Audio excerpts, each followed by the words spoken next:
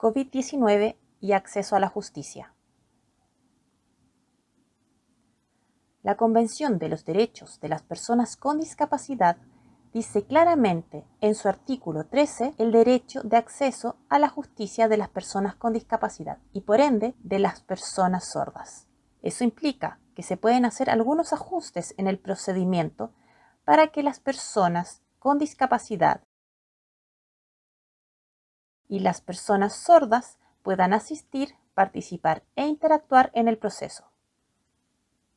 En ello, las personas sordas deben hacer uso, además, del artículo 9, que le otorga el derecho a tener intérpretes profesionales de la lengua de señas. Esto se encuentra vinculado con la Convención Americana de Derechos Humanos. En su artículo 8 expresa el derecho a un intérprete gratuito. ¿Ello por qué? Porque si la persona no conoce el idioma del tribunal, no lo conoce, puede tener un intérprete gratuito. Por ejemplo, si la persona sorda no conoce el idioma español, no puede tampoco leer el español, podría tener derecho a interpretación gratuita en lengua de señas. Estas dos convenciones son tratados internacionales y la Constitución, en su artículo 5, inciso 2, insta a los órganos del Estado a respetar los tratados internacionales y los derechos esenciales de las personas. En Chile, la pandemia del COVID-19 ha generado la Ley 21.226, que establece un régimen jurídico de excepción para los procesos judiciales, en las audiencias y actuaciones judiciales y para los plazos y ejercicio de las acciones que indica. Por el impacto de la enfermedad COVID-19 en Chile. Eso ha implicado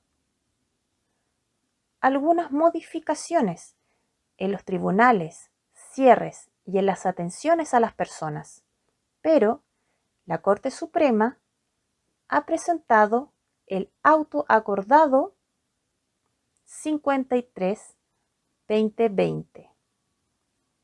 Ahí se señala cómo los tribunales del Poder Judicial van a aplicar lo ordenado por lo mandatado por la ley. Las instrucciones para hacerlo, el artículo 4 de la ley se refiere al resguardo de personas en situación de vulnerabilidad. Se refiere a las personas que el Ministerio de Salud señala en grupo de riesgo. También se refiere a las mujeres, especialmente en situación de violencia. También a los niños, niñas y adolescentes que necesitan protección o que se encuentran en situación de violencia. También se refiere a los adultos mayores. Dentro de cada situación de personas, en todos ellos hay personas en situación de discapacidad. Eso los incluye también dentro de las personas con vulnerabilidad.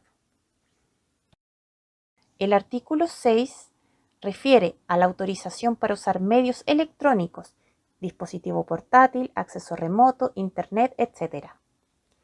La utilización de estos tiene como objetivo, por una parte, proteger la salud, pero al mismo tiempo debe respetar el debido proceso judicial en forma equivalente.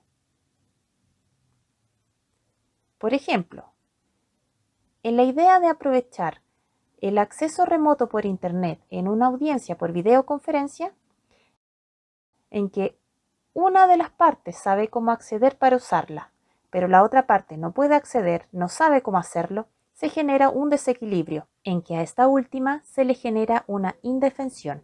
En ese caso, no puede hacerse.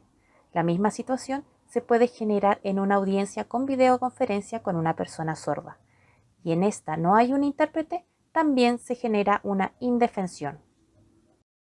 El artículo 11 expresa la obligación de las Cortes de Apelaciones o de los tribunales la obligación de conocer prioritariamente en 4 situaciones, ya que otros se pueden quedar pendientes debido a la contingencia del coronavirus pudiéndose prorrogar.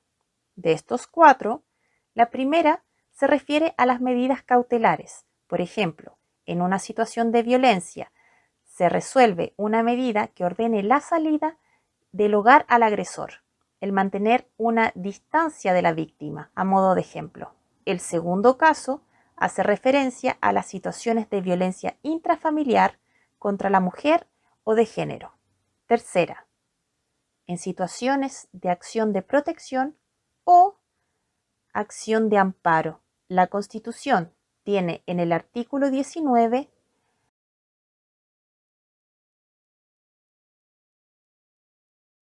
algunos derechos que pueden haberse omitido o vulnerados.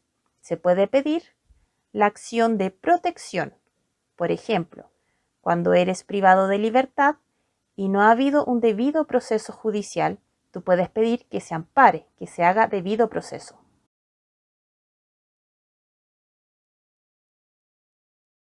Cuarto y último está referido, hace referencia a los derechos fundamentales de la persona humana.